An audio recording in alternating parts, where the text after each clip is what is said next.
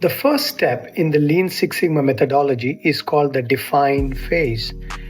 And this is where you define what the problem is.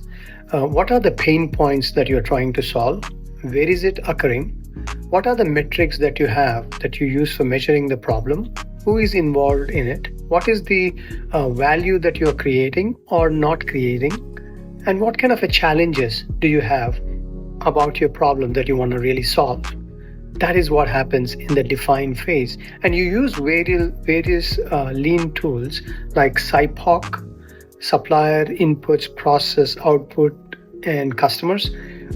It's a process map. And then you use something called a swim lane diagram to really map your process and see how the process actually moves from start to end and how many lanes does it go through to complete that process.